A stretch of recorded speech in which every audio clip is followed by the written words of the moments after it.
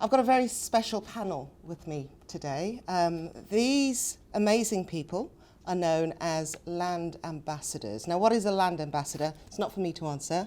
Why land? That's another question I'm going to ask them, because this narrative and this conversation has moved on. We're not just talking about a climate crisis.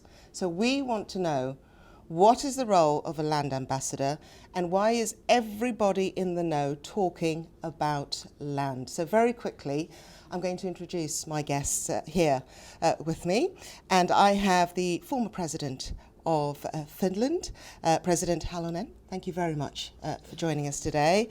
Also, we have Baaba Maal, superstar. I don't know if I even need to introduce some of you here today. But Baaba Maal is a singer from Senegal. We also have another superstar, fresh from the Grammys, Ricky Kej. Thank you very much for joining us. And then we have Modja. Wow. I don't know how you guys are sort of sitting there comfortably with all that glamour. Yes.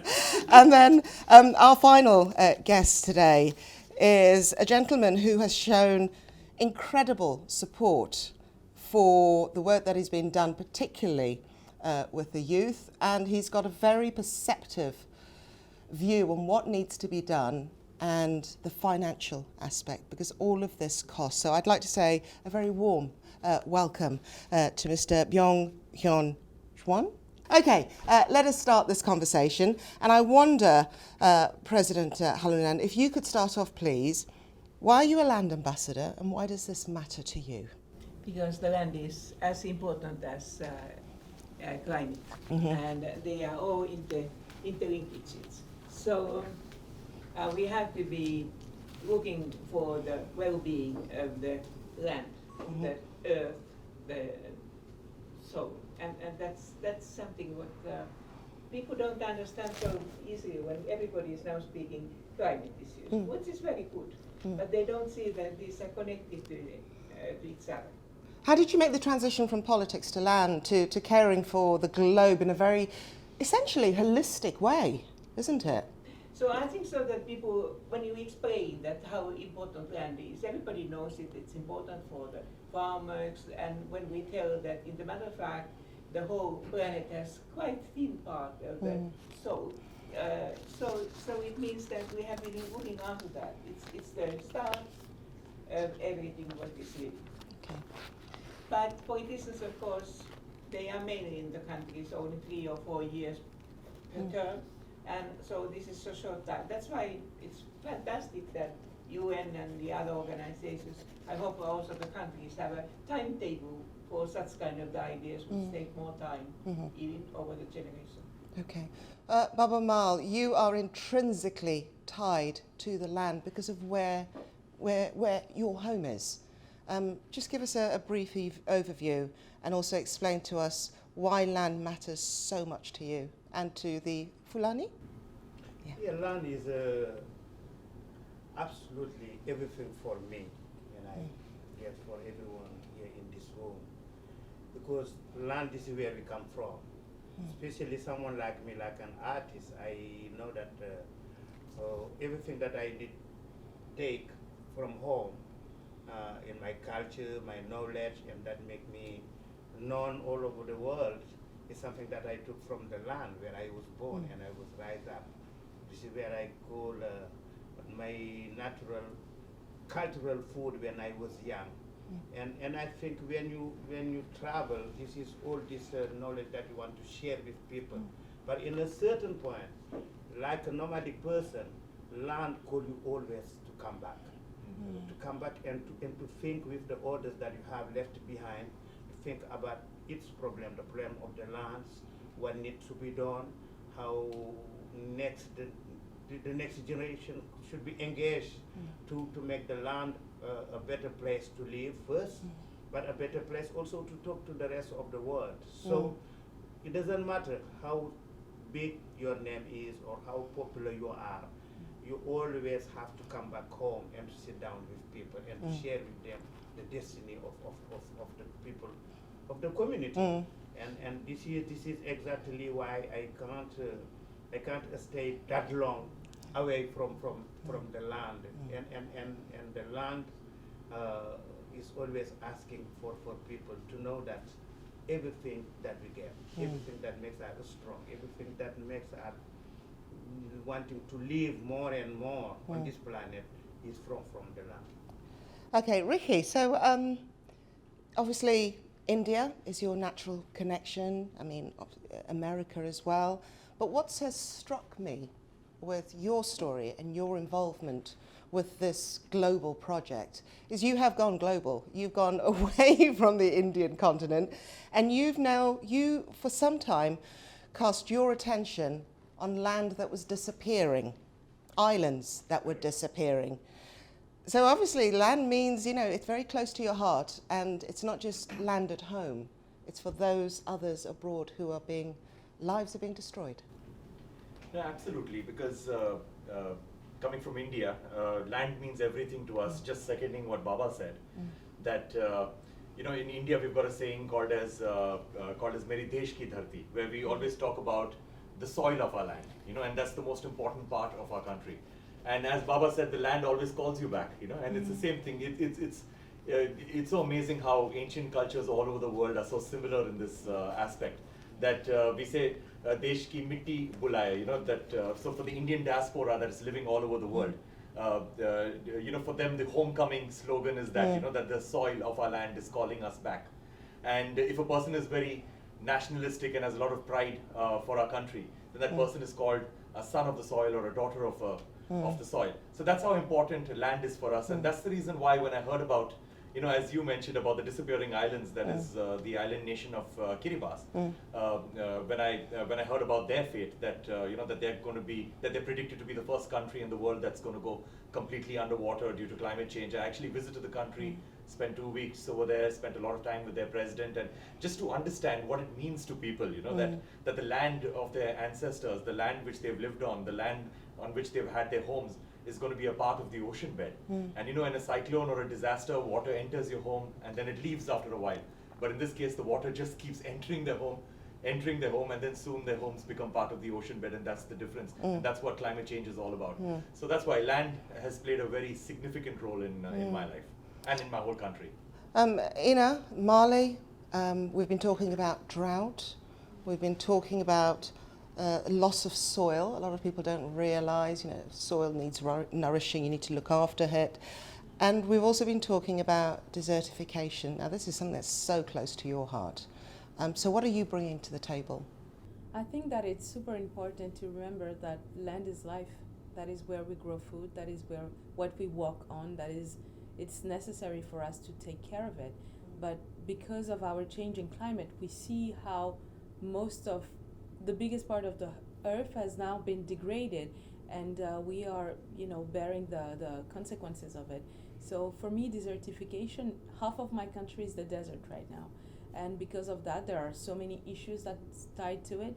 And it's super important for myself to be involved into finding solutions, to bring my voice and also share the stories of people who are facing, we see all these climate refugees that are going through the desert, through the Mediterranean seas that are coming partly from the Sahel. We have to do something. We have to step up our game and really do something. And together, I think that we can make that happen.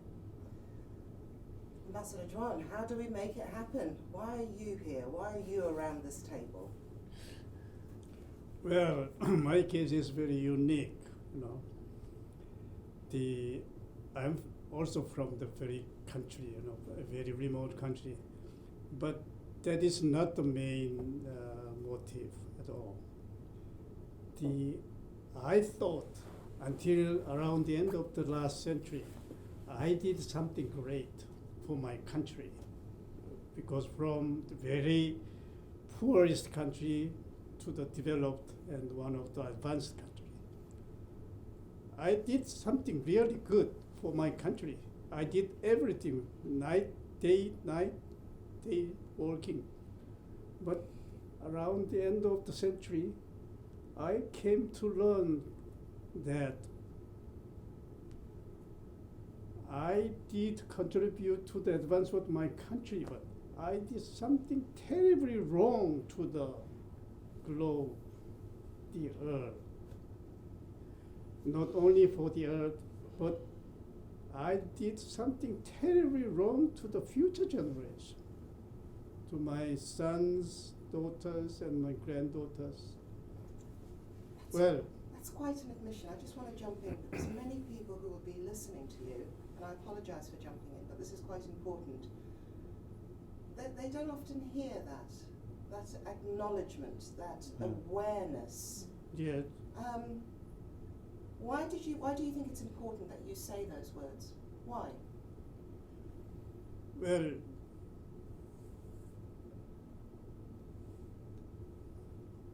finally, in my course of meeting so many variety of peoples, including the environmental expertise and so forth, I came to learn that the earth is well down to the very poor condition, and at the same time, once again, I learned that I myself is the kind of the source of sin. I committed myself something terribly wrong thing. That alarmed me, and that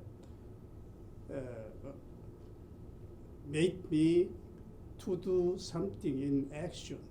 That's why from the early, soon after retirement from my official duty, I organized Future Forest, and mainly I organized the future generations.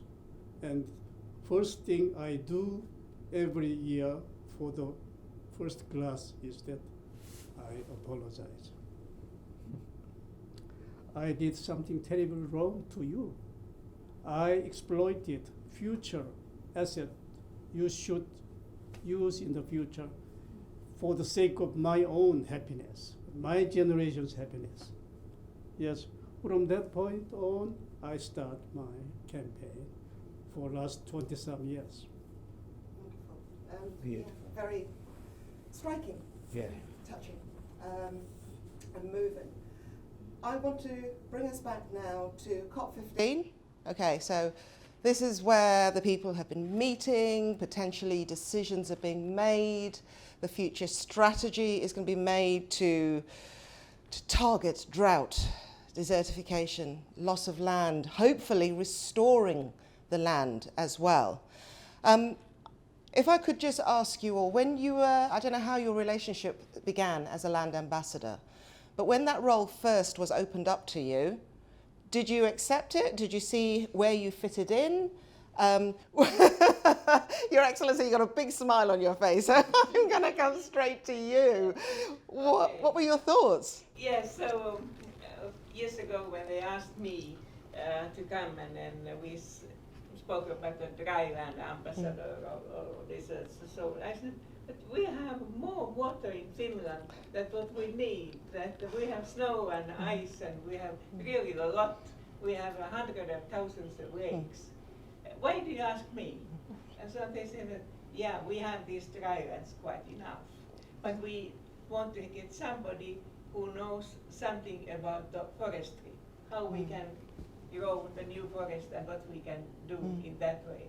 And okay, I myself, I'm a former lawyer, politician, but yeah, I know lots of people who do that.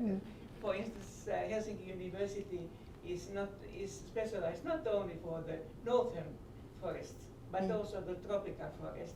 And we have, for instance, a good cooperation with the Nairobi University. And then I said, okay, I come if you need somebody, a maker who is bringing the.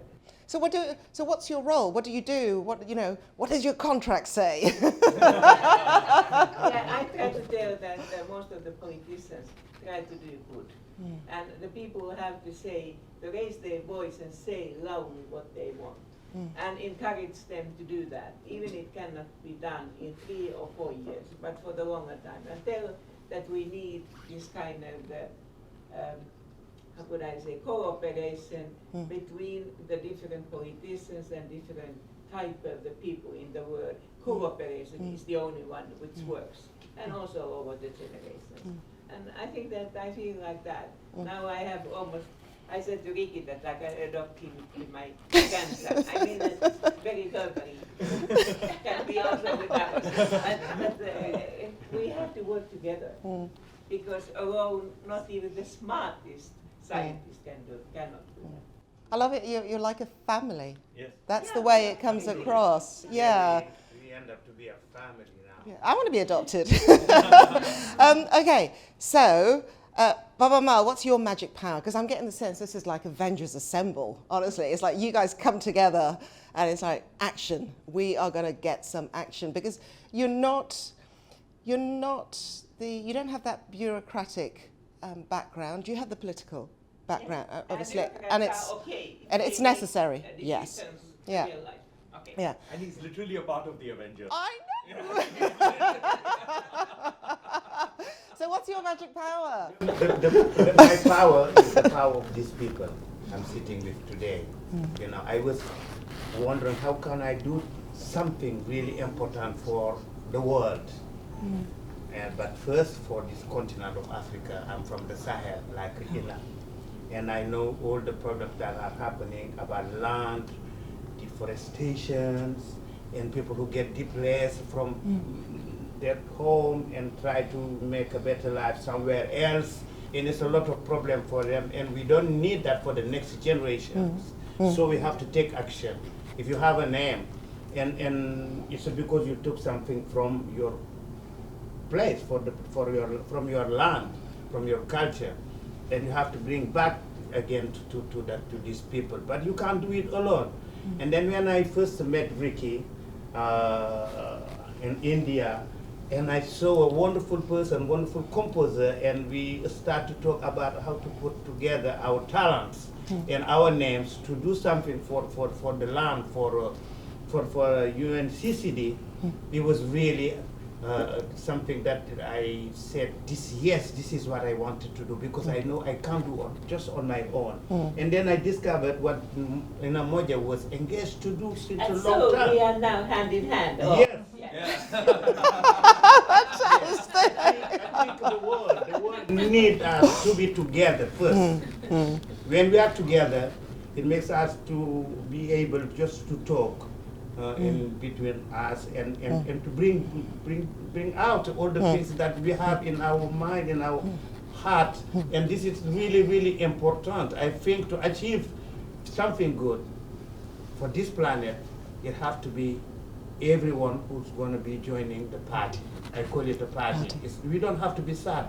Anyway, there is many sad things, but we need to have joy and hope in our soul so we can make a better life. So Ricky, I've observed you in a number of formal and informal situations. And I think I've picked up on your skill, your special magic power. One is, yes, it can be done, okay, which is essential. And number two is, but I want it done now, okay? So why? And obviously that's a tribute to the industry you're in. You know, there's schedules, you have to deliver. If we're talking about deliverables, isn't it? So what do you bring to this? What would you like to walk away from in COP15 as a land ambassador? And what are you going to take away from it and disseminate out there? So besides my extreme impatience, so the thing is that, adding on to what Baaba said, that the COP14 happened in India. That is my country, and I heard about that. So I'm the one who actually approached the UNCCD, and I spoke to them and I told them that, I'm a musician and, I would love to perform and I would love to offer my services to you. And then what started off as just a simple performance at the COP ended up with me becoming a land ambassador with them. And I'm really grateful to that, not only because it's a wonderful mission and something that I absolutely believe in and something that I want to further. Not Mission Impossible, not Mission Impossible. No, that too. And, but also I got to meet Baaba Maal, because at that time what happened was that, the UNCCD said that, there is an opportunity that you could get to collaborate with Baaba Maal And then I'm like, oh my God, you sold me right there.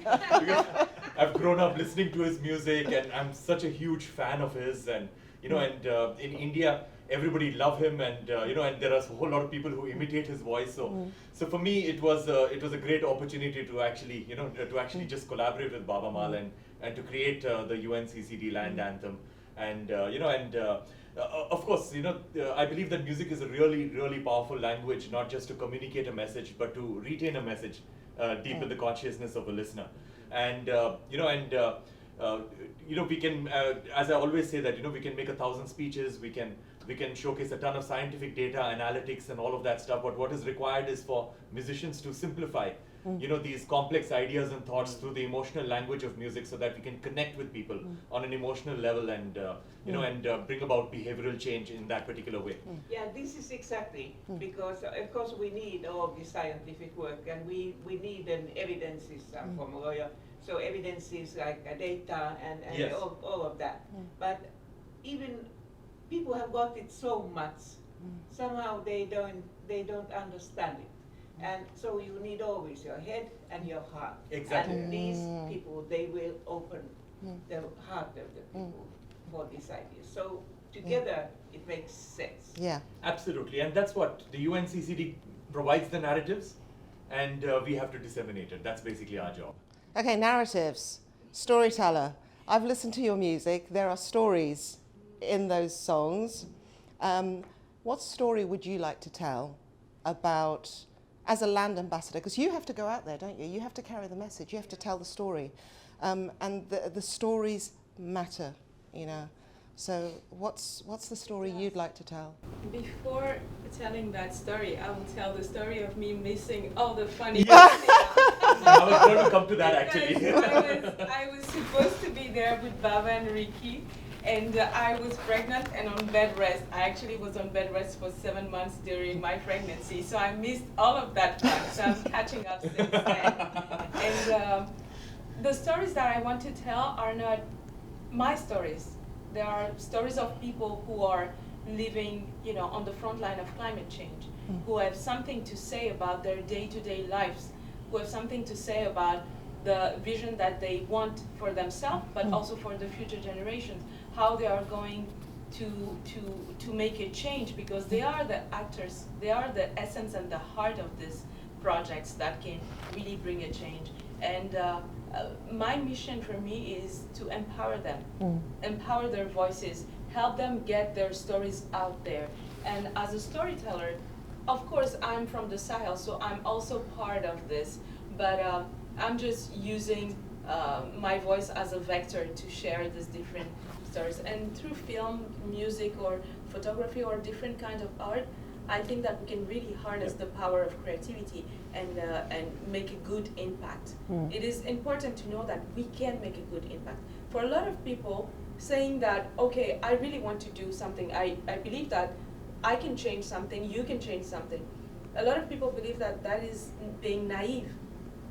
No, it's exactly the contrary. It's being brave to know that this is a task that is going to be difficult, this is a task that is going to demand a lot of involvement and time, but if we go and do it, we can do it. If we don't, it's just we're just going to go downhill. I'm going to point something out in terms of, you're saying, be brave, carry the story out there. There are 2 women on this panel. This is probably something we would have never seen, a generation ago. Part of the land, the climate, the environment story hugely is women, whether it comes to tenure, whether it comes to giving them rights, financial inclusion. So what I'd like to ask you, and I don't know, I'd like the male allies to jump in on this answer as well. How important do you think it is that this story, because a lot of women are more than aware of their role, because they often work the land as well. What do you think is the role of men in trying to level things up? As ambassadors, what would you do with those subjects? Baaba, Ricky, Mr. Juan, don't know if you want to take that up? Am I putting you on the spot here? Yes. I did this song African woman, long time ago, who was used in the UK, in the Caribbean, because it was based on a tempo, which kind of music, which was like a salsa music. Everyone knows about that. Dance on it, but listen to the message. But the message was just, we don't need, I'm talking about men, we don't need to be afraid to let women to be at the front line when it comes to economy, to politics, to culture, because they can't change things, especially from what I know. When I travel all over Africa and I see a lot of women, they have the ability to come together. Just even for a single party, they come together and they make it so beautifully and so tight and so right. Let's wear the same clothes. In 2 days, they will do all their best and wear the same clothes. Let's put the money on the table. They will do their best to put the money, and they have a lot of vision of what the use of the money will be. And this is something which is missing with men on this planet, I say, but most also in the science, for example. So we need to empower women sometimes, more of the times, if you want to save ourselves in many issues. This is why I think to have a woman to be land ambassador with us, and also to be, we know that we have these land heroes who are the young ones, to put in their head that you need to let the woman to deal with these issues sometimes, because they are at the center of the families. They are the ones who rise up the children. When there is problems, people are moved from place to place. It's the woman who suffer most with their children. And they, most of the time, they don't have voices. Or people don't want to hear their voices to say exactly what do they think. And maybe the solution of the problems of this planet is in their head, because, you know, this is how God make the difference between men and women. You know, there is. You've got a fan there. It's women who can't make it happen, and it's not men. So we need to be right open and to be really sincere if you want to save this planet, save all the things that we want to save for the future. Yes, I do agree with him. When I was in the university days, I learned by translating one book that the woman, you know, female is superior gender than male. That I learned. And later on, I translated into Korean version. And since I engaged in these activities, my emphasis on woman's side, lady side, and the lady students also. So even from now on, as today I pledged to the panel, lots of my money collected should go and will go to the woman's side, Wow. lady side, and or the female side, you know, because I firmly believe in their superiority. I don't know about you, Your Excellency, and Ina. What are you thinking just hearing that? Fantastic. Yes. Just, Feel great. fantastic. I thought to say that, of course, we have finally now people a possibility to listen to the voices of the women. I sometimes say daughters of the Mother Earth. But then also they have a second duty, and it is to have a model of the modern man. Yes. Because boys and men are also important, but the profile what they have had in old days when women and girls were depressed, so it's not fitting anymore with the modern world of the future world. And so you can encourage boys and men to become like you are. I wonder if I could just remind you that the role of ambassador is for life. Yes. It's actually a 2-year contract. But it is for life. But, Once you have that title, Yeah. you are always Correct. you are a diplomat for the globe. I'd like to. Unfortunately, we're going to have to bring this conversation to a close. But I think, Ricky, you obviously want to. I'm guessing you want to say something. Who else would like to help close the conversation? We'll hear from Ricky. Ricky, kick it off. If anybody else wants to jump in, please do. So I just wanted to add to what was being said just now, that in my immense travels in rural India and in agricultural India, as they say, I've always seen that most of the work when it comes to the fabric of the family is done by the woman, and most of the work even on the field is done by the woman. And when it comes to the decision making, that is also done by the woman, but the voice is of the man. So it's always the man who ends up taking the advice of the woman, but making that decision himself, of himself. So that's why it's important that women basically are encouraged to come out more and have a voice of their own, and take a very strong leadership role with these respects. Because anyway, they are the ones who are doing the work, and they are the ones who are who are the decision makers. And of course, as everybody knows, when there's forced migration, it's the woman who suffers the most, because she ends up doing everything at the end of the day, especially in rural areas. So that's why it's important that more and more women come out, and laws for women and policies for women are made by women. I know you want to talk, Ina, but let me just put something out there very quickly. I've just thought of one more question. I'm terrible for this. I wonder, whilst Ina is talking, I wonder if you could all, because you are ambassadors, you bring stories, you bring the right people to the table, you go out into the world to spread the word. So, as soon as we've heard from Ina, I'm going to come to each of you. If you were able to bring somebody, a normal person, we'll call them, nobody's normal, but you know what I'm talking about, to the table here at COP, who would it be and why? So I'll let you think about that whilst Ina just adds that to it for us, please. I've been traveling in the Sahel, in the desert, in the communities from Senegal to Ethiopia, all along Africa. And everywhere that I've been, women are in the center, at the forefront of everything. And they are working hard, but we still don't see ownership for women. I think that it's super important that land ownership goes to women, because they are the ones working the hardest sometimes.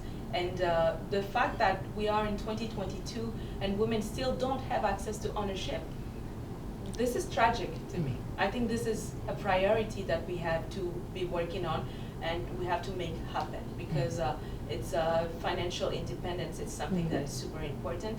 And also, after a 2 year of pandemic, the situation economically is even worse than it was before. So I think this is something that we really have to, put the finger on and work on it.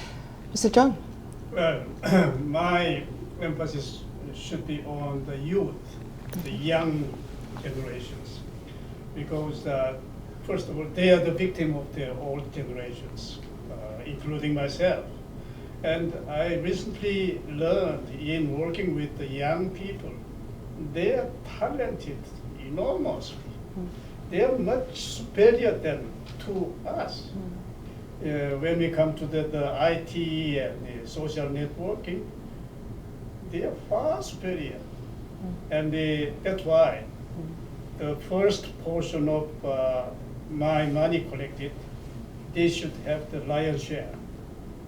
Of course, also that's why today, as of today, before the youth heroes, I declared, land heroes, I declared, okay, I commit handsome amount of money for you to do the business, eco business. And let's do it as a startup.